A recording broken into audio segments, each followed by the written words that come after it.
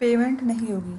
अब एक इंडोज़र किस तरीके से अपनी लायबिलिटी को कम कर सकता है, लिमिट कर सकता है, उसके दो ये तरीके हैं।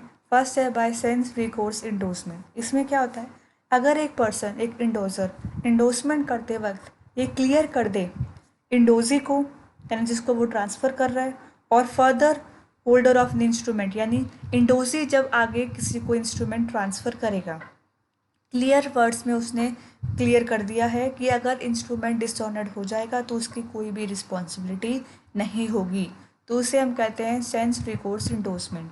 और ऐसी कंडीशन में सेंस रिकोर्स या विदाउट रिकोर्स ये वर्ड्स यूज़ करने बहुत ज़रूरी है at the time of endorsement.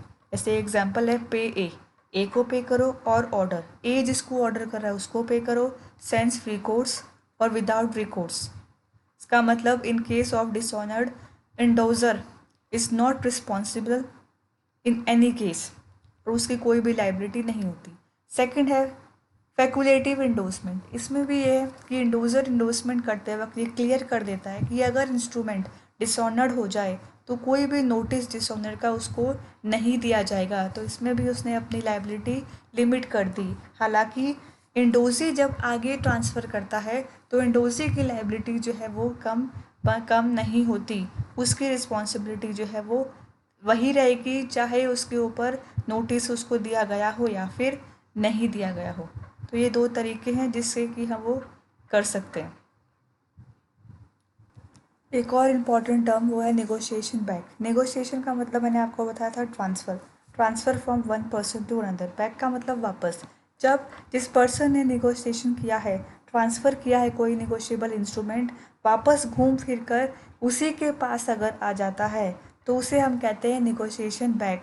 और उसकी सिचुएशन में जिन जिन पर्सन को आपने ट्रांसफ़र किया था उनकी कोई भी लायबिलिटी नहीं रहती, वो सारे पर्सन पार्टीज़ अपनी लायबिलिटी से रिलीव हो जाते हैं। जैसे इसमें ये एग्जांपल है कि एक बिल जो है वो ए ने बी के फेवर में इंडोर्स किया, बी ने सी के फेवर में किया, सी ने आगे ट्रांसफ़र कर दिया डी को, डी ने वो बिल ट्रांसफ़र कर दिया ई, और ई ने फिर से वो घूम फिर कर आ गया ए के पास, यानी ए से जहाँ से बिल इंडोर्समेंट होना शुरू हुआ था वापस घूम के उसी के पास पहुँच गया। तो जो इंडोर्समेंट ई ने की है ए को वापस करके उसे हम कहते हैं नेगोशिएशन बैक।